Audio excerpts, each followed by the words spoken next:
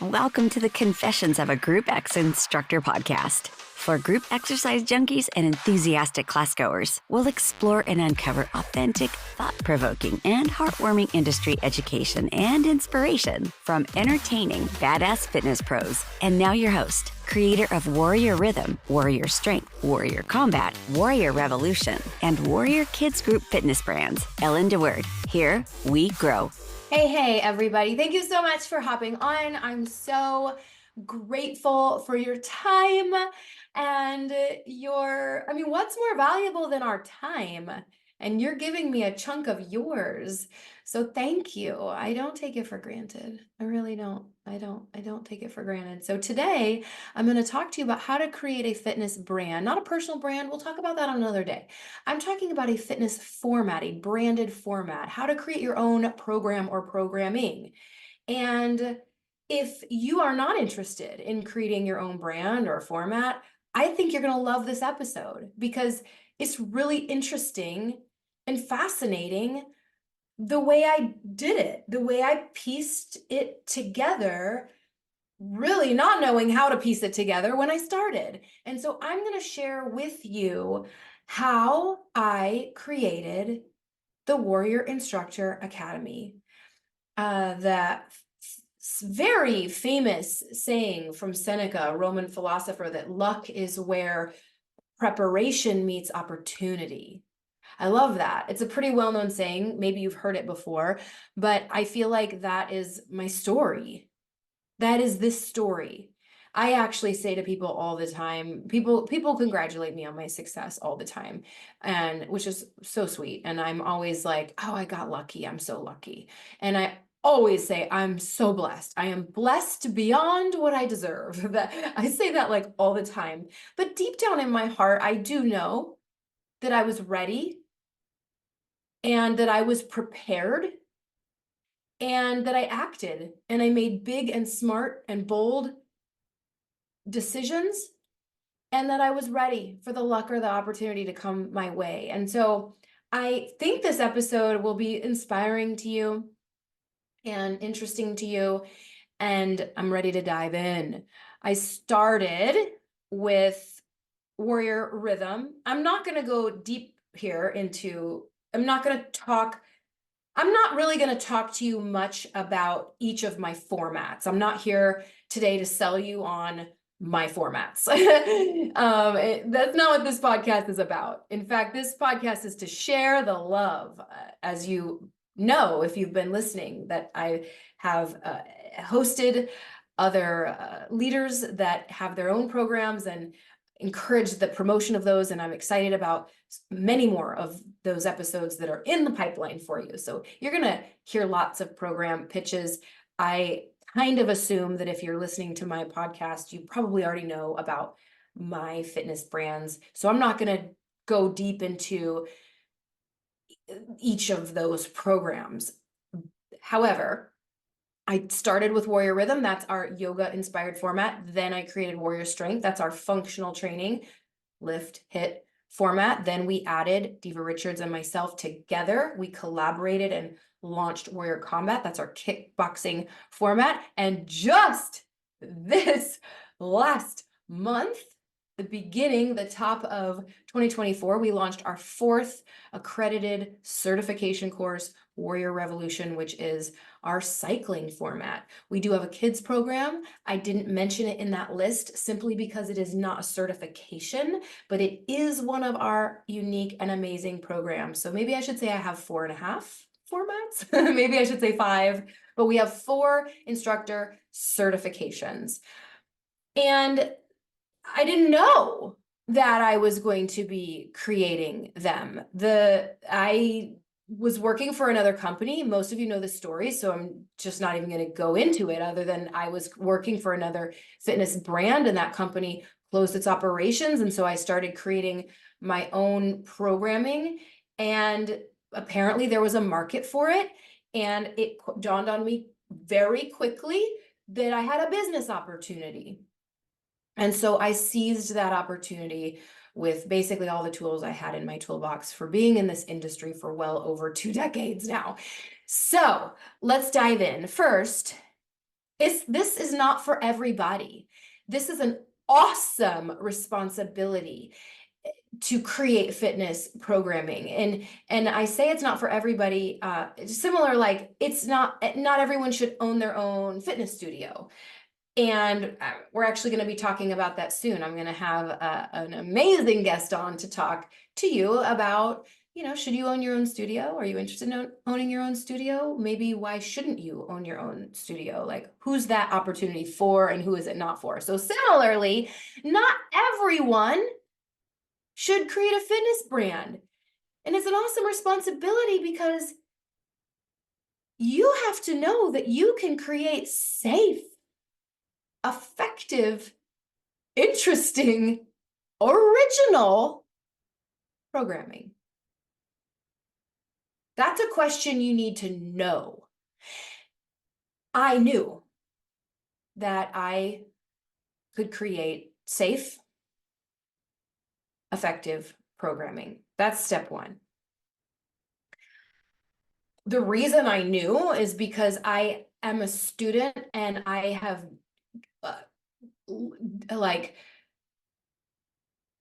I love fitness education, and my brain retains fitness education like nothing else. I don't know why God made me that way, but he did. So, I studied art history in school and I just could not retain it. It just didn't stick. I was super interested and am super interested in history now at this stage in my life. I grew up in the church and like really wanted to wrap my mind around like the Bible and understand like biblical history and church history. And there's certain things that my brain just doesn't want to hang on to. It's just in one ear and it's out the other. And I'm like, please don't go. Please remember. But something about fitness and the way the body works and the way our muscles work and the way our heart works and the way all of it works, something about anatomy, kinesiology, physiology, all of that, it just sticks. And I love it. And I love reading and I love learning. And I'm an education junkie. I've taken certifications and taught formats over the course of 24 years, from Les Mills to MOSA. I taught step aerobics. And if you can teach step aerobics, you can do anything in the world. You can probably do brain surgery if you can teach step aerobics. I have taught Reebok formats. I have taught various cycling formats and taken various cycling certifications. I've taken kettlebell certifications. I've taken TRX certifications. I've taken pound certifications. I've taken, you name it. I have taken the certification. I've taken dance certifications. I've taken silver sneaker certifications. I've taken it all. Because I've been in the role of fitness director, because I love education, because I always want to learn and grow, and I believe it fundamentally, I can learn from everyone. And I am so interested in the other educators out there in this industry that I was always hosting education. And I love to be the student. I love to be the teacher. I love to be the educator. And I love to be the student. So I knew that I had a knowledge base that qualified me to write programming. So I guess I want to say that is step one, that level of confidence. P.S. My last certification was just 2 weeks ago at training, and it was aerial yoga play. Amazing. I'd like to have the creator of that format on the podcast at some point. So, all right. So I would say that I'm a really interesting blend of artsy and creative and super administrative and sciencey. Like there's a weird kind of right and left brain combination that I think is a little bit unique that I have. I'm not saying you have to have that combination, but if you don't, you might need to be outsourcing and hiring out or contracting certain parts of this process. And in fact, I just have to bounce over to how I feel exactly about my skill set coming in to this decision. I can tell you I don't have money, but what I do have are a very particular set of skills. Skills I've acquired over a very long career. That's how I feel. I feel like I was lucky, but I was ready. I feel like I had a unique set of skills at the right time and the right season and the right place in my life. So first, you need a market. And that's what I discovered right away, that I had a market. I had people interested in what I was going to provide, in what I had. I had a market.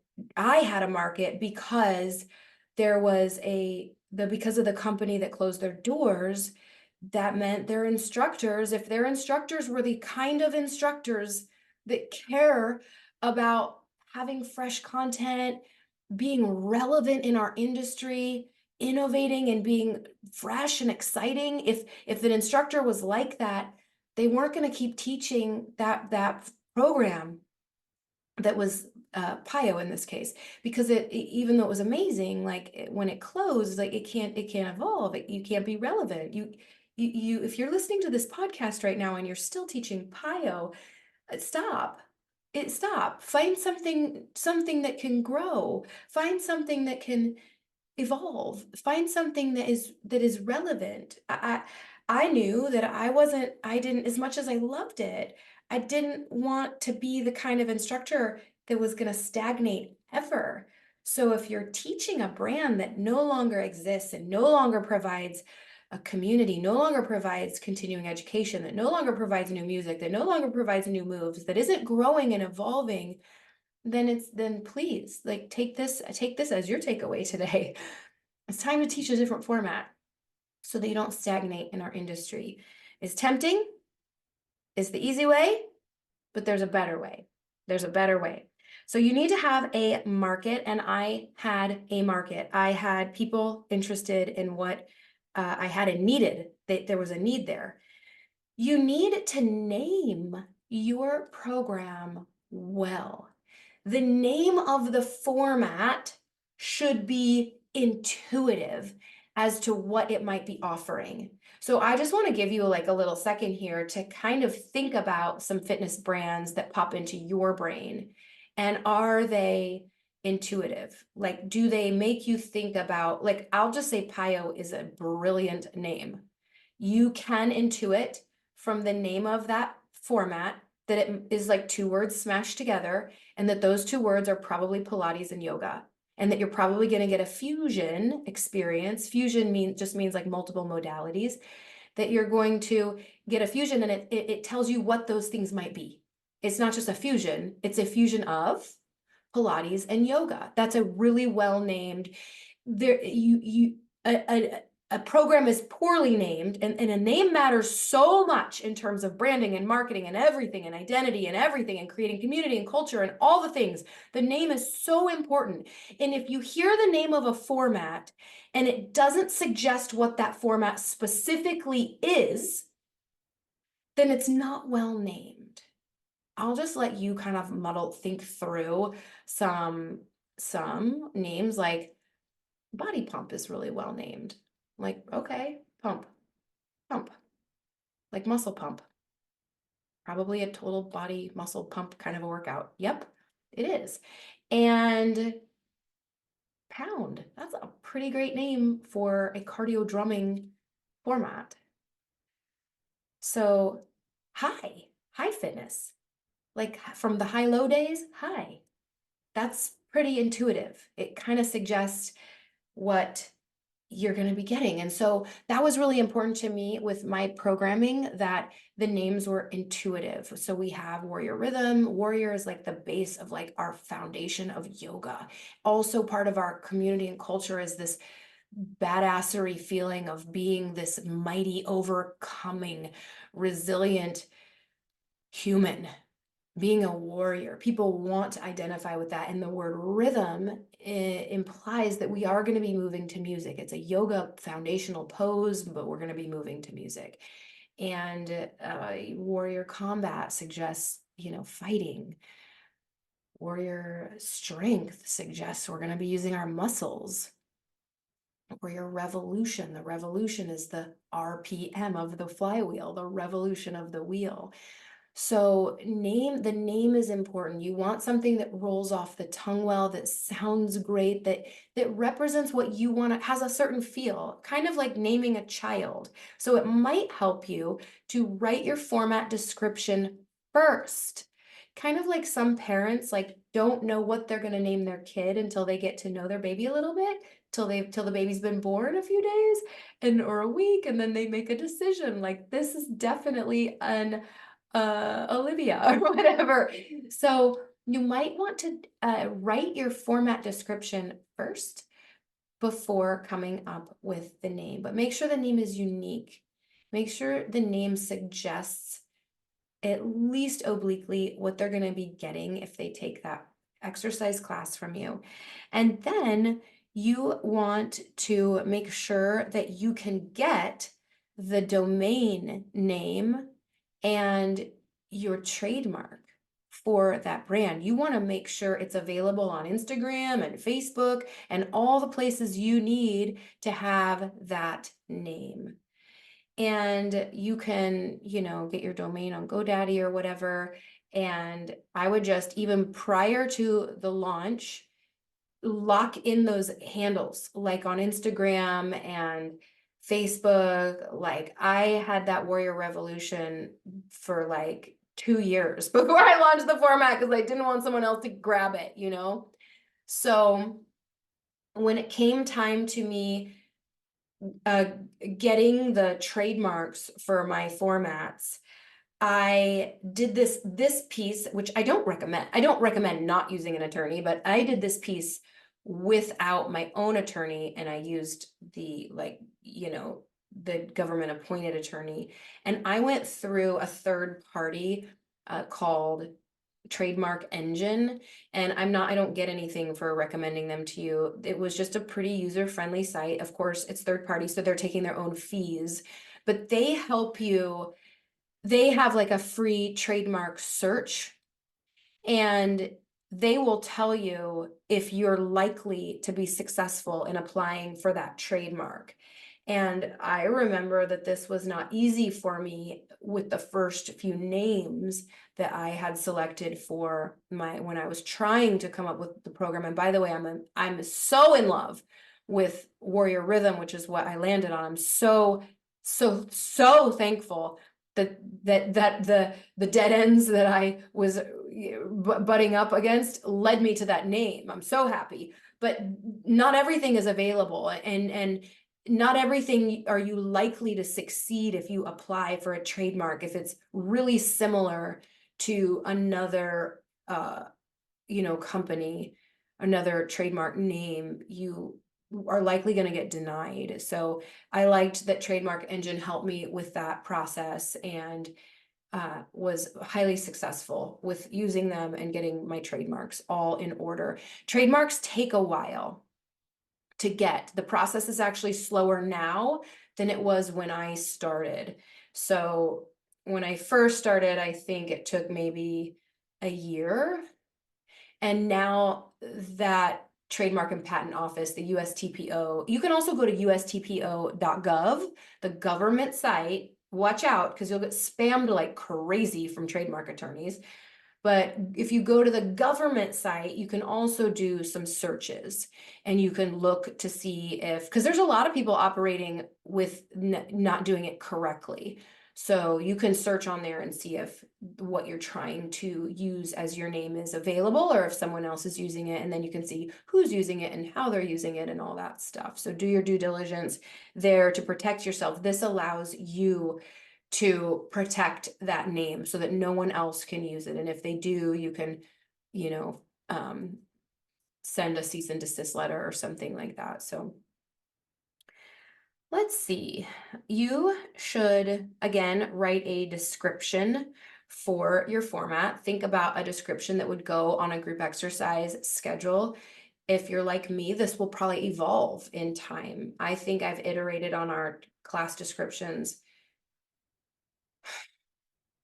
3 or 4 times each, just kind of fine-tuning and improving them as our brands grow, as we get to know who we are more and kind of settle into our pocket a little deeper as fitness brands. I will sometimes go back and make our format description just a tiny bit better. And so that's an important piece. And then also creating a logo for your brand too. You can also make sure you trademark those logos too. Writing a mission and vision and what your core values are was an important early beginning step that I took that really helped. Like, we have the best community in the world. I'm super, super proud of the community of instructors that we have with our warrior group, and that can be like a self-fulfilling prophecy.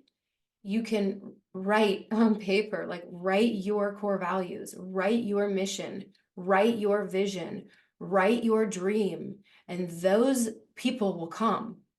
You write it down and you will attract them. So I loved writing our core values, and like I really thought about what matters to me, like people that don't gossip, people that are positive, they choose to be positive, whether they're posting on social media, whether they're waking up in the morning, whether they just received bad news in their life, like positive human beings.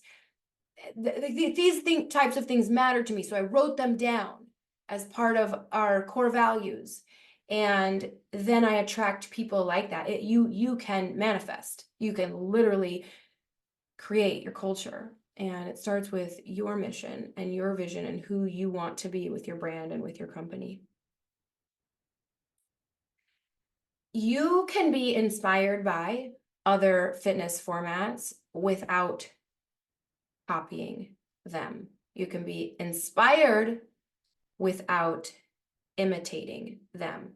I've already talked about Pio on this show already, and so I was inspired. Pio did some things that were really cool, and they were kind of the first sort of yoga flavored company to dare to be ballsy enough to throw it into the fitness space as opposed to the mind-body space. That was inspiring to me. It was inspiring, and I wanted to push that further. When I started teaching Pio, we were allowed to do other things with the brand. We just were allowed to. It was literally allowed. I promise. I'm a rule follower, like church girl. I'm a rule follower. So I promise when I started with Pio, it didn't have like trademarking branded rules. We were like literally allowed to use our own music. We were literally allowed to incorporate our own moves. This was many, many years ago. And I was teaching it at this studio in town twice a week on a lunch hour.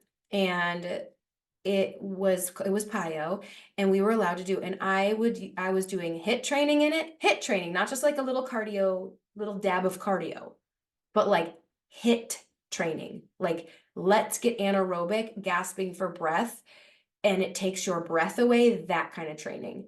I was incorporating HIIT training. I was incorporating kettlebells and dumbbells, even though they weren't part of the format at all. I was doing it. Kettlebell swings and burpees, and I was incorporating more mindfulness. I was in a yoga studio. It was called Life Force Fitness. So that was like, it was like a yoga community. So I was incorporating a little bit more of like a Zen energy in places. And I was incorporating more yoga. I remember, that beautiful Bird of Paradise series in yoga. I remember incorporating that into one of my Pio lessons.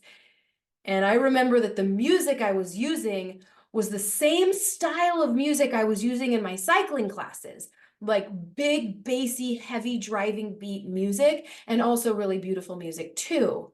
but I was doing my own playlist. So it wasn't recognizably PIO. We were allowed to at the time.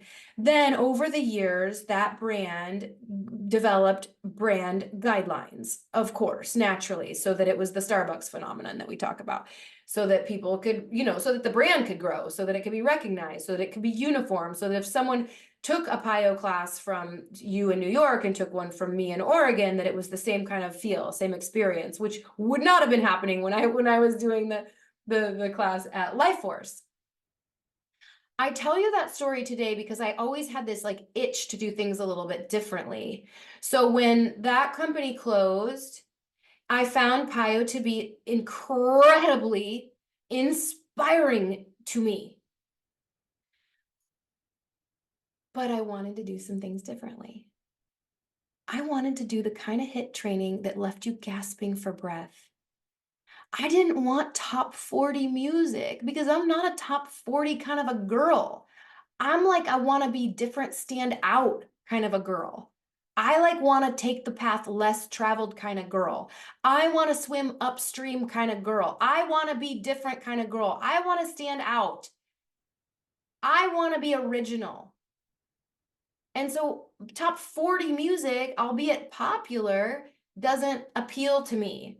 So like the idea of playing a remix cover of It's Raining Men in a class where I have mostly men was not the right music for me. So one of the things, like, yes, I was inspired by this ballsy format that decided to do some yoga stuff in a fitness space. I want to do so many things different. I wanted HIIT training.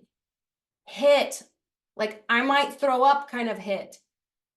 I wanted music that was way wilder, way grittier. And when I say wilder, I mean like a full roller coaster ride. We use the roller coaster emoji with Warrior Rhythm, like to show this evocative experience we go on musically. Some of our songs are soulful and lyrical and like ballads, and some of them are like metal, and some of them are hardcore and big techno, like EDM beats. And so it's all over the place, some hip hop, like variety. And so I wanted to do that. And I wanted to be more Zen. We were born in the pandemic. So people were really just had this monstrous appetite for mindfulness, myself included. The whole world did, as I was creating Warrior Rhythm. And so here I was not going to talk about the program very much, and I'm doing it, but I'll get right back on the track. But basically, I'm talking about the difference between inspiration and imitation. So I wanted to add the component of mindfulness. I wanted to add dumbbells, kettlebells, and loops. Now you only need dumbbells to do Warrior Rhythm, and we actually have a version of the format that doesn't use weights at all.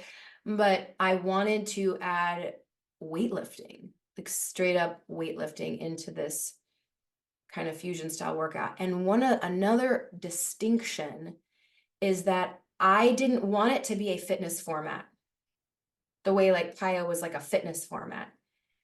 And I didn't want it to be a yoga format. I wanted to create my own lane and blaze my own trail and create, for the first time in our industry, a brand that was in an in-between space. SCW, when I go on their conference tour, they have different tracks. They have the functional training and the group fitnessy tracks, and then they have the mind body track, and then they have the active aging track, and then they have the water track, and then they have the business track. And they're like, where do we put Warrior Rhythm? And I'm like, like you don't have a room, you don't have a track for us. We are somewhere in between. We are in between classic group fitness and traditional yoga. We're in this like no man's land. And so there are more yoga poses. There is a deeper yoga education than a traditional fitness class, but not as much as like a 200-hour yoga teacher training certification. So it's kind of this in between where we are bringing in more yoga posing, more yoga sequences, arm balances and the like. And so we're just kind of this crossover, and I really just wanted, again, to be original. I let myself be inspired, but then I became obsessive about making it original and unique and different. And so that's another important point. If you're creating your own fitness brand, it's okay to be inspired by what some other awesome company or companies are doing, but you have to find a way to dramatically make it unique and original and different. Nobody wants a knockoff and nobody wants to be copied.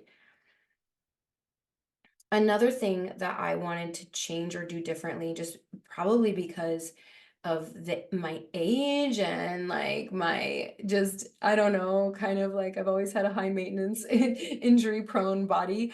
I wanted Warrior Rhythm to feel like it had don't mistake this for me saying easier. It's not easier. I dare say it's harder than Paya was, but I definitely wanted a much slower bell curve to get our bodies prepped and ready for the rigors of what we were going to do. So there's a slower warm up and a slower, more methodical warm up for the deep intrinsic muscles of the core and of your spine. So those are some of the distinctions, and that was the program I started with. And so I wanted to make that point about originality. So you need to be clear, speaking of like making sure you have a market and making sure you're different and you're not a knockoff. You need to know what problems you and your program to be specific, what problems they're solving. I'm going to give you the examples of what Warrior Rhythm, when I introduced it, problems it was solving. A lot of people don't like yoga. I said it. They think it's boring. They don't have the temperament for it. They don't hold still well. Yogis hold still well. Yogis have the temperament for it. But a lot of people struggle. So many. There are so many people in this niche that I found. This is my niche. This is my group. This is my team. It's people that wish they liked yoga. They're attracted to yoga. They want to love it. They want to love yoga, but they don't if they're honest with themselves. That is the problem that I solve with my format. I have something for them. It's faster paced. The music is edgy. It's going to tickle their ears. The sequences is going to keep their mind engaged. So it's not really going to be that meditative. Yes, we do some mindfulness. Yes, we have a theme. Yes, we do an honest, heartfelt check-in with ourselves. But the mind is very active. We solve that problem. You don't like yoga? You wish you did? We have what you need. You don't want to memorize a bunch of choreography? You don't want to get paid $25 a class or whatever, but you had to spend like 4 hours reviewing it before you got to the gym, and then another hour and a half while you're at the gym, and then you're like, wait, I just think I made $3 an hour. We solve that problem with our programming because to varying degrees, depending on the program, that it takes so little time. Warrior Strength is like cake. No memorization at home because your timer tells you what to do and what's coming next. So there's no memorization. And then Warrior Combat has a little itty bitty tiny bit of memorization in the back half hour. And Warrior Revolution, no memorization needed. Warrior Rhythm, little bit of memorization needed, but we've built in these patterns that once you know, and these sequencing once you know. So it's just plug and play. So the instructor that's like, doesn't want to memorize stuff at home for hours and hours, doesn't have to. We solve that problem. Your club that's paying licensing fees, we solve that problem. No licensing fees. We solve a big problem, especially coming out of the pandemic, where clubs were trying desperately, if they didn't shut their doors, to return to fiscal health. A lot of programs, sorry, Les Mills, to say this on my podcast out loud, but a lot of clubs were looking for ways they could supplement or replace or see if they could peel that Band-Aid off with some other programs. And incidentally, if you're a Les Mills club listening, our programs harmonize beautifully with Les Mills programs, and they can also replace some of them. They're very dissimilar, to use that word I like to use all the time.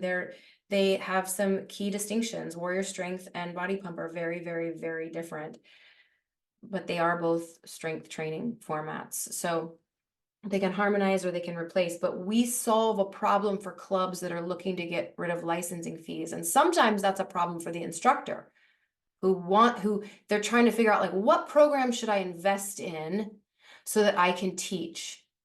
Well, if I invest in a certification where I need to go to a licensed facility to teach it, I've just narrowed my options down to one club in town. But if I invest in a certification that I can teach anywhere in town, anywhere I'd like, that solves a problem for the instructor too. So no licensing fees. Don't want to lift weights in the same order all the time. Overuse injuries, boredom. We solve that problem with Warrior Strength. Don't want to be confined to high repetition strength training. Maybe you want to like lift heavy and get some strength gains and do some lower reps. You're going for hypertrophy. We solve that problem with Warrior Strength. So you need to know, like, what does your brand offer that people are going to be looking for?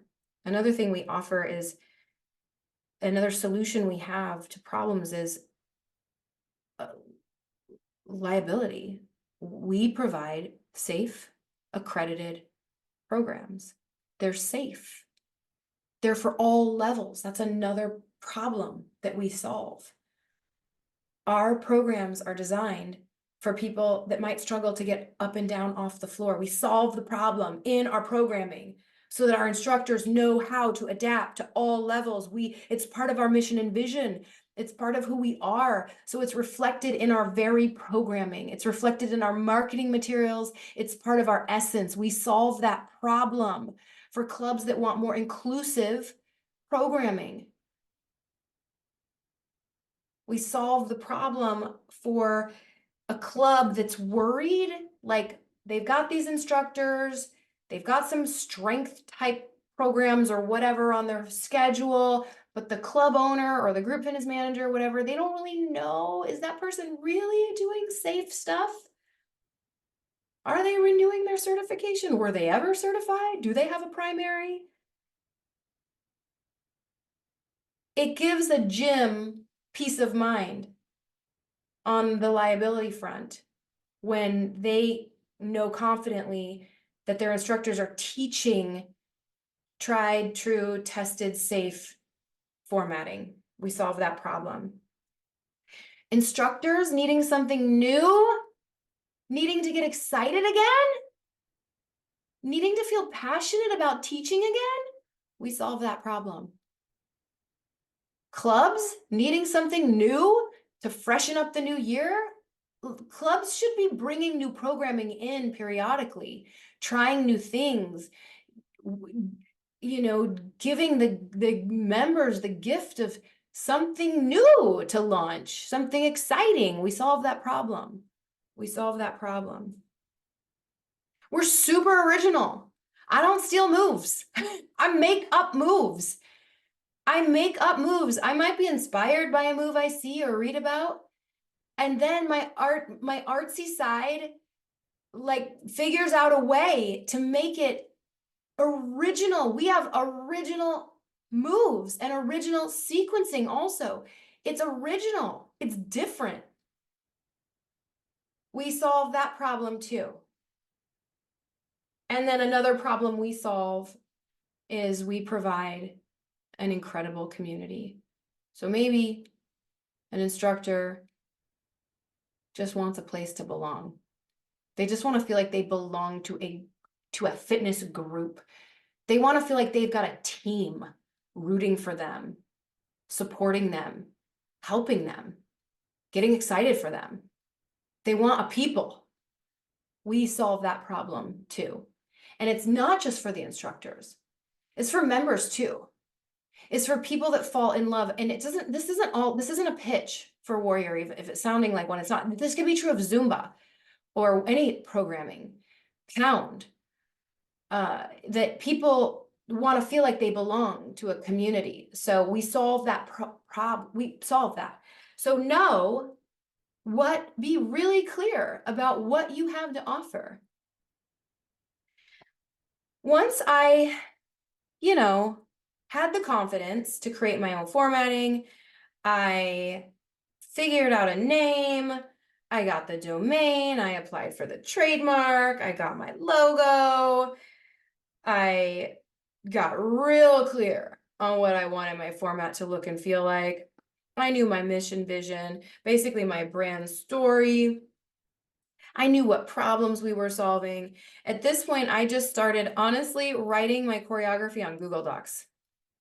Pretty simple. This is in its infancy. This is when I started. I just started writing stuff down. And that was nice because later when I put it all in a learning management system, I had stuff I'd already been writing. I organized everything in Google Docs, whether it was the mission and vision and class description, or whether it was choreography itself. I was just keeping track of everything in Google Docs. So I don't even think I'd settled in on a platform yet, which I used a learning management system.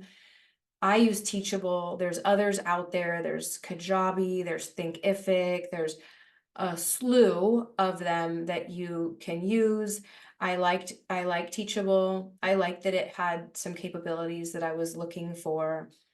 I needed illustrations for my course, so I illustrated them. You can purchase, things like transverse plane images and anatomical locations, and you can pay, Shutterstock images or something like that and get some of those like copyrighted. You can pay for the rights to use certain images, or in my case, I just drew my own. You need testers.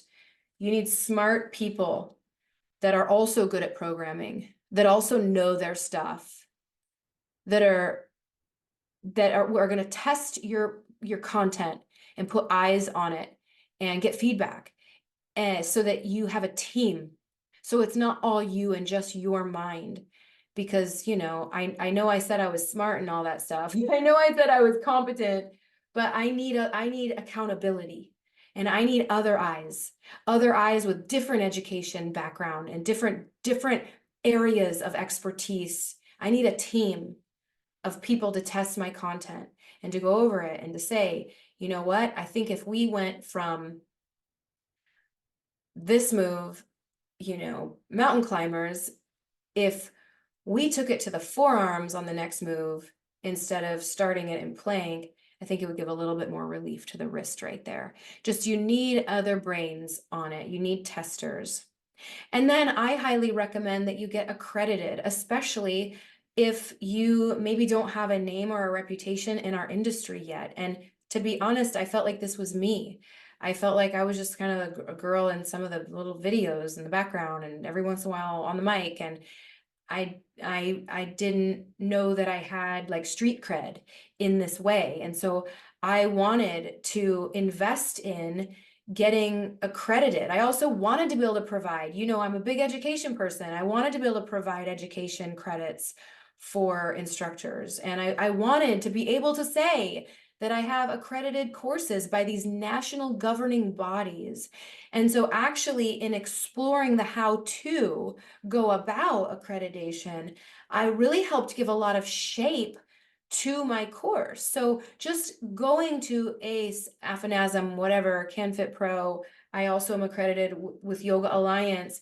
In going and seeing what they need helped me give shape. So for example, I remember seeing that ACE needed 6 learning objectives.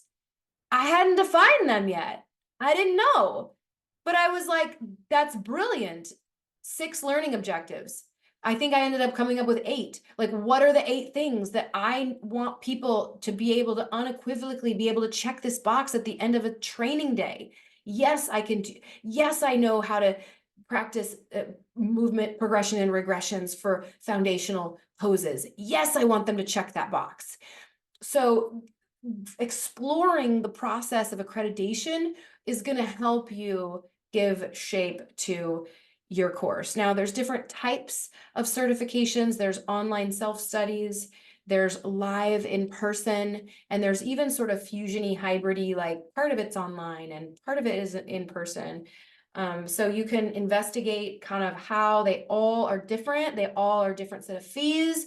They're all a different set of criteria. For example, in a self-study, you have to have a test at the end, an exam, and they have to pass with flying colors.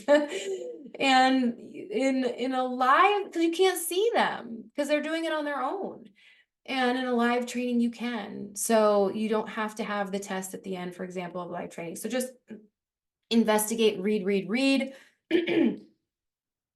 And then just sort of by way of getting ready to wrap up here, you have to be relentless in your consistency and your determination and your follow through. In fact, I would say this would be a disqualifier if you're someone that struggles to meet deadlines, you're not super dependable, you don't always follow through on what you say or what you think you're going to do or what you mean to do. If you're someone with like a lot of bark and maybe not always a bite, if you are someone that maybe, if you're honest with yourself, sometimes you overpromise and underdeliver, if any of those things, creating a fitness format and brand is not for you.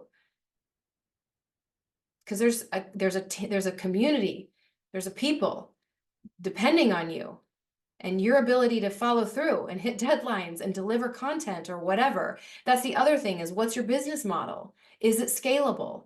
Is there a membership?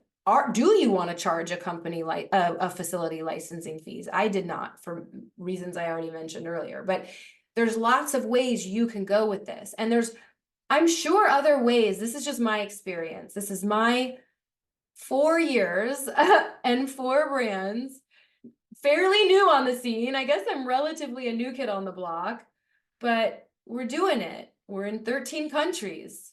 We're doing it. So this is just my experience, but those kind of character things about yourself need to be there.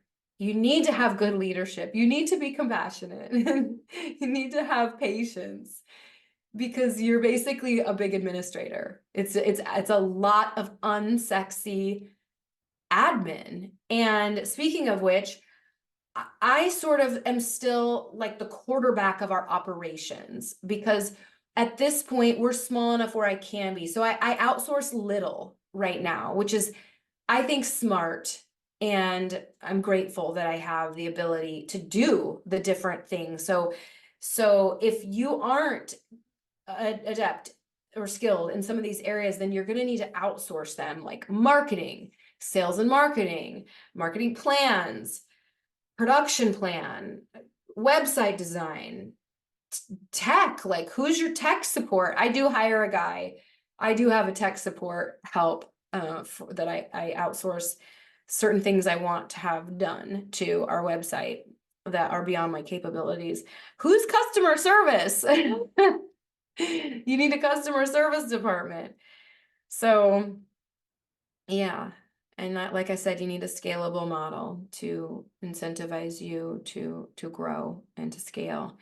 And then you'll fine tune. You could ask anyone in my community. I call the people that started with me, I empowered them. They were the grassroots instructors. That's what I called them, with the little grass seed emoji. I empowered them. I needed them. I give them credit for the success of the company, because they are the early adopters. They're the ones that fell in love with what I was doing and decided to come on board and do it. You know, before it was like before it was cool. We're pretty cool now. Like, we're kind of cool. We're pretty cool now. So people want to like get on the ship. But like, before we were cool. And then before I had like any credibility, there were these grassroots I call them girls because, you know, it was girls at the time. We have some guys that have come on board, but at the time it was like 60 girls that got us off the ground. And I empowered them, and they deserved it. They deserve to have been empowered. I wouldn't be where I am but for them and their support. Like, I totally honor them. I gave them the course for free, kind of. There was strings attached. I was like, spell check it, make sure, grammar check it. Like, this is pre-AI too. And let me know if a button or a link doesn't work. And they did. And so they were part of the process. And I've continued to iterate and improve on each of our formats, and probably forever will continue to do that. And as we've grown and I've learned more about who we are and what we're doing, and we improve, and the brands today are not what they were when they started. So get ready for a wild ride.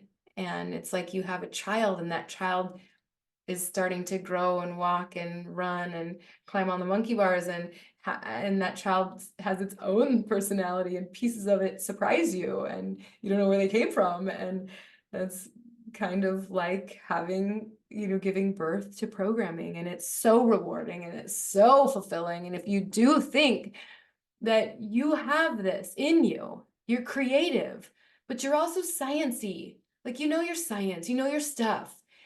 If you've got programming ideas and you think they would solve problems and be unique, not knockoffs, but original, unique programmings, like, maybe you have a wildly new concept. In fact, I'm going to interview someone soon.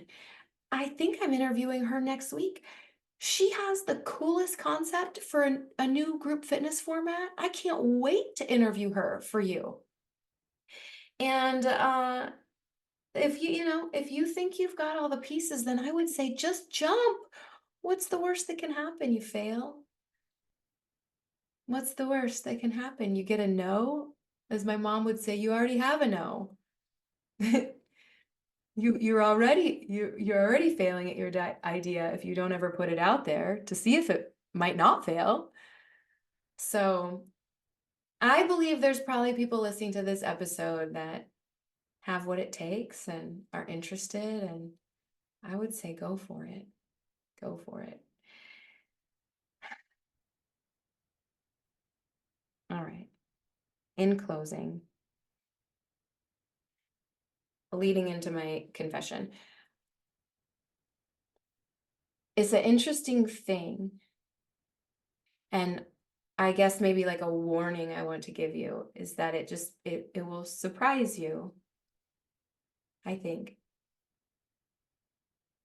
who's rooting for you and who's not. And, you know, you might have people in your life that you don't know. Like, it's touchy for me. It's touchy because, you know, I had a good friend or two that apparently the friendship was conditional on me not growing. And that's hard. That's hard to be like, okay, well, I want to grow. I'm so sorry that this will cost our friendship.